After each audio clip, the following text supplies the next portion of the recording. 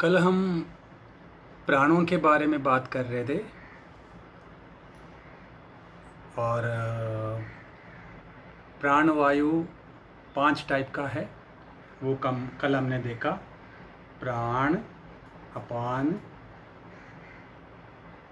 व्यान, समान, उदान। ठीक है, ये कल हमने 5 टाइप का प्राणों की बात कर रहा। अब पहला प्राण का कल हमने कर लिया। आज हम सेकंड प्राणा की बात करेंगे, वो है अपान प्राणा, अपान वायु। अपान वायु नेवल से स्टार्ट करके यानी कि नाभि से होता हुआ और एनस तक जाता है। जो भी यहाँ पर इस एरिया में सिस्टम है, यानी कि excretory system, urinary system, reproductive system, ये सब इसी एरिया में है, कंट्रोल करते हैं। तो ये सारे के सारे सिस्टम को कंट्रोल करते हैं अपान वायु। ठीक है ना। तो माइन्यूटली देखना है तो एक तो है डिफेक्शन, शरीर से जो मैल निकलते हैं। दूसरा है यूरिनेशन। तीसरा है इजैकुलेशन। फिर है मेंस्ट्रुएशन। फिर है जेनिटल्स का फंक्शन। उसके बाद आपका आ गया चाइल्ड बर्थ, उसका आ गया इंटेस्टाइन्स। ये सब कंट्रोल करता है अपान प्राणा। ठीक है। अगर इसमें कोई भी डिस्टरबेंस हो जाता है, मतलब अपान प्राण में कोई भी टाइप का डिस्टरबेंस हो जाता है, तो ये आपको जो अभी हमने नाम लिया है फंक्शंस का, वो ख़राब हो जाएगा।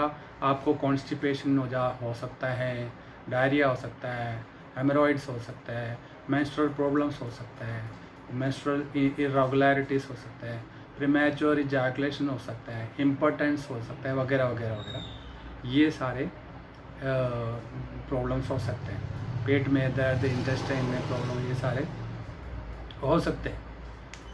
तो इसको दूर करने के लिए हमें अपान मुद्रा एक होता है। अपान, कल हमने ये भी समझाया था कि ये 5 उंगलियां अलग अलग 5 तत्वों का दर्शाता है ना।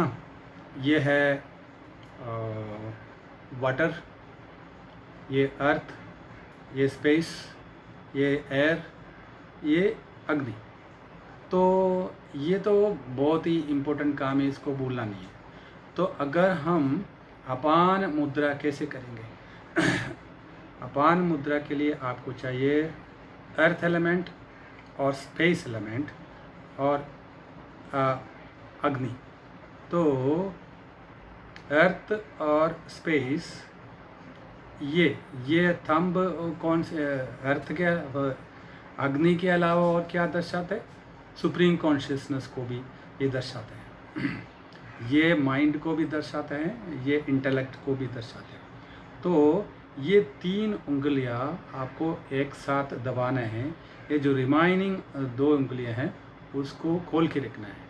तो जब आप इसका कोई भी इम्प्योरिटीज़ होता है तो ये वाला मुद्रा लगा के, ध्यान में ये वाला मुद्रा लगा के मतलब प्राण के साथ, प्राण का कंट्रोल के साथ, वैसे तो हम प्राणायाम ही करते हैं तो अपान प्राण को कंट्रोल करते हैं। तो ये वाला मुद्रा लगा के, ध्यान में लगा के, अपने घुटने में ये सीधा खोल के रख के तो ध्यान करना है। श्वास को नियंत्रित सिंक्रोनाइज करता हुआ आपने इसको कर देने का। अब इसका बेनिफिट क्या होता है? एक तो है इसका मूलाधार चक्र का और स्वादिष्टान का और एनर्जी को जो है ये बैलेंस करता है। दूसरा है ये बर्निंग, हाथ में जो बर्निंग सेंसेशन होता है वो ख़त्म होता है। हार्ट में बर्निंग सेंसेशन होता है कुछ लोगों को, वो भी ख़त्म करता है। लेग्स में यूरिन पास करते वक्त जो बर्निंग सेंसेशन होता है, ये सब एलिमिनेट कर सकते हैं। स्मॉल और लार्ज इंटेस्टाइन में जो भी प्रॉब्लम्स है वो हेल्दी हो जाता है। यूरिन रिलेटेड सारे प्रॉब्लम्स उसको उसमें ये करने से राहत मिलता है। इंडाइजेशन ठीक हो जाते हैं अगर किसी को होते हैं तो। बैक पेन में रिलीफ मिलता है। ब्रीथिंग डिसऑर्डर होता है तो वो भी ठीक हो जाता है। चेस्ट पेन, हार्ट डिसीज़ ऐसे कुछ होते हैं तो उसमें रिलीफ आता है। इम्यून सिस्टम स्ट्रॉन्ग हो जाते हैं। इस मुद्रा को अगर ज्ञान मुद्रा के साथ मिक्स करके, मतलब थोड़ी देर ये करा, थोड़ी देर अपान मुद्रा करा, ऐसे करके ध्यान करोगे तो माइग्रेन जो है इसमें भी राहत मिल सकता है। लेकिन इसमें कुछ चीज़ों में ध्यान भी रखना है, कॉशन रहने का भी ज़रूरत है, क्योंकि ये जो मुद्रा है ये नाभि से लेके नीचे की ओर एनर्जी जाता है। इसका मतलब है नीचे की ओर एक पुल रहता है। इसलिए जो इनिशियल स्टेजेस ऑफ जो प्रेग्नेंट वुमन है, प्रेगनेंसी का शुरुआत में कोई भी लेडीज़ ये मुद्रा लगा के ध्यान साधना नहीं करेंगे। ऐसे करने से मिस कैरेज का संभावना है, क्योंकि इसको नीचे की ओर पुल रहता है इस वजह से। इसलिए 8 महीने तक इसको नहीं करना है। तो दूसरी बात, 8 महीने के बाद 9 मंथ ऑनवर्ड्स आप यहाँ से इसको करोगे तो डिलीवरी सुगमय हो जाता है 9th मंथ ऑनवर्ड्स। उसके दूसरी बात क्या है, जिसको लूज मोशन है, डायरिया, डिसेंट्री, कॉलरा ऐसे कुछ होता है तो वो लोग भी ये नहीं करना, क्योंकि वो ज़्यादा रिपीट होने का चांसेस है, वो बढ़ जाने का संभावना है। तो ये थोड़ा आपको इसमें ध्यान रखना है और कुछ भी नहीं है। तो इस साधना को कीजिए। तो अपान मुद्रा है, फिर कल किसी और मुद्रा के बारे में हम बात करेंगे।